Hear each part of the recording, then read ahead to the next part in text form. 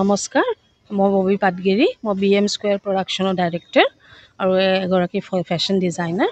আজি মই ইয়াতে 7th নেশ্যনেল মহাবাহু এক্সপ'ত মই ইয়াতে ৰানৱে' শ্ব' এটা অৰ্গেনাইজ কৰিছোঁ আৰু ৰানৱে' শ্ব'টো খুব ধুনীয়াকৈ হৈ গ'ল। ইতিমধ্যে দুটা ডিজাইনাৰ ছিকুৱেঞ্চ আছিল, ভৱজ্যোতি বৰ্মনৰ আৰু বিউটি দত্ত মজুমদাৰৰ ডিজাইনাৰ ছিকুৱেঞ্চ আছিল আৰু মোৰ লগত অনিতা পল মেকআপ আৰ্টিষ্ট, তেওঁৰ AP বিউটি ক্লিনিকৰ পৰা এটা মেকআপ কম্পিটিশ্যন ৰাখিছিলে আৰু কম্পিটিশ্যনটো খুব ধুনীয়াকৈ হৈ গ'ল। 3গৰাকী উইনাৰ আৰু ফাৰ্ষ্ট ৰানাৰ্ছ আপ আৰু ছেকেণ্ড ৰানাৰ্ছ আপক দিয়া গৈছে। আৰু পাপৰি শৰ্মা দাস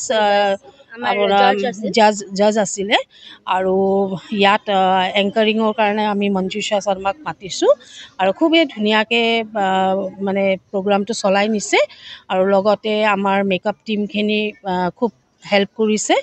আৰু মই ইয়াৰে মহাবাহু এক্সপ'ৰ অৰ্গেনাইজাৰ জুমি কাকতি, ৰুণু কলিতা আৰু সুমন হাজৰিকাক মই ধন্যবাদ জনাইছোঁ। ধন্যবাদ জনাইছোঁ যে আমাক এইখন খুব ধুনীয়া এটা প্লেটফৰ্ম আমাক দিছে, সেইকাৰণে খুবেই ভাল লাগিছে, খুবেই ভাল পাইছে। মডেলছ ইয়াতে 30জন মডেল আছিল, তাৰে ভিতৰত শ্ব'ষ্টপাৰ 3জন আছিল, মমি দত্ত, সুগীতা গোস্বামী আৰু লুনা শৰ্মা।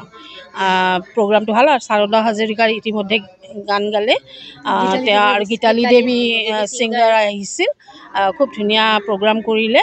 আৰু লগতে পংকজ কলিতা, তেওঁ ছিংগাৰ, তো তেওঁ আহি পেলাই দুটা হিন্দী গানো গাইছে। ৰাইজে খুব ভাল পাইছে, খুব সঁহাৰি জনাইছে আৰু খুবেই ভাল লাগিছে। আজি প্ৰগ্ৰামটো ছাকচেছফুল হোৱাৰ কাৰণে খুব ভাল লাগিল।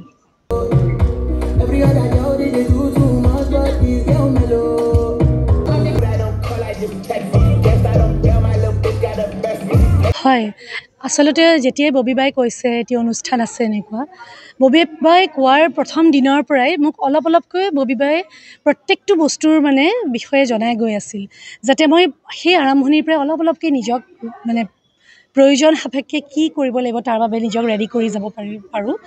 আৰু সঁচাকৈয়ে অনুষ্ঠানটিৰ শেষলৈকে, আনকি যোৱাকালি আবেলিয়ে ববী বাই সম্পূৰ্ণ কাৰ্যক্ৰমণিকা সেইখন মোলৈ পঠিয়াই দিছিল।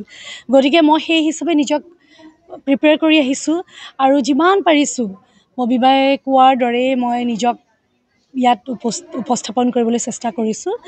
আৰু এইখিনি যে মোক সুবিধা দিছে আজি BM স্কুৱেৰ পাব্লিক প্ৰডাকশ্যন হাউচৰ ফালৰ পৰা আৰু অনিতা মেকঅভাৰৰ ফালৰ পৰা, চ' মই সেইকাৰণে খুব কৃতজ্ঞ।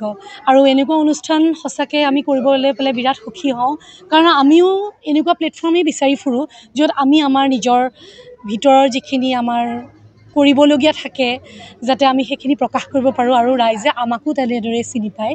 সেয়ে বহুত বহুত ধন্যবাদ ববী বা আৰু অনিতা, আপোনালোক দুয়োলৈকে মোৰ আন্তৰিক শুভেচ্ছা।